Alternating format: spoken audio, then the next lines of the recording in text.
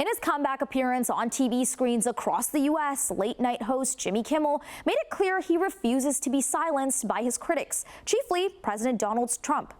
His monologue drew in over 6 million viewers and has now been seen nearly 20 million times across social media. Kimmel's abrupt suspension and subsequent return has now sparked broader conversations about protecting free speech in America. Tessa Bennett joins us live in studio with more on Kimmel's return. Tessa? Manisa, while he opened the program with a lighthearted joke, Jimmy Kimmel soon took on a somber tone. The host said his show on its own wasn't important, but stressed what's actually important is that Americans get to live in a country that allows TV shows like his. I'm not sure who had a weirder 48 hours, me or the CEO of Tylenol. Jimmy Kimmel was welcomed back on air last night with a chorus of cheers and people chanting his name. The comedian and TV host finally had the opportunity to address a controversy that sidelined his late-night talk show last week.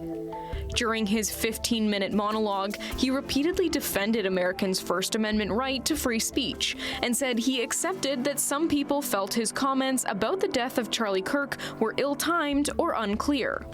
He also acknowledged the number of people who had reached out to him during his time off the air, admitting he heard from both sides of the political spectrum. What Jimmy Kimmel did was that he said something that he believed that seemed to touch a particular fuse in the American dynamite, and I think that we're going to see people saying, "I'm tired of being told what I can and cannot say." At times, Kimmel put comedy aside and instead was visibly emotional.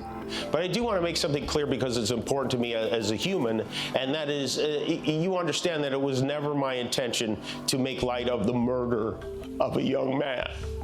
I don't think there's anything funny about it. I posted a message on Instagram on the day he was killed, sending love to his family and asking for compassion, and I meant it. But the Late Show host made one thing exceptionally clear. His suspension and the threats he faced about his show would not curtail his treatment of President Donald Trump. The President of the United States made it very clear he wants to see me and the hundreds of people who work here fired from our jobs. Our leader celebrates Americans losing their livelihoods because he can't take a joke. Let's stop letting these politicians tell us what they want and tell them what we want. His return to late-night television has since intensified the debate happening in the U.S. around free speech.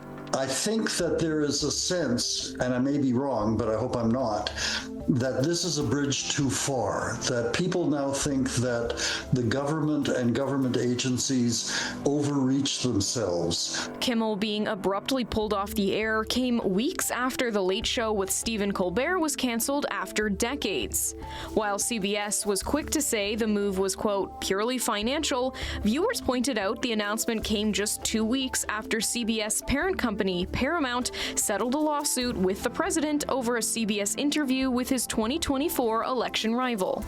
And Colbert himself declared to the president after the announcement, the gloves are off. So I think we are right now, at this moment, at a particular shift in the public's perception of how far should we go, how far has this gone, and what do we need to do now.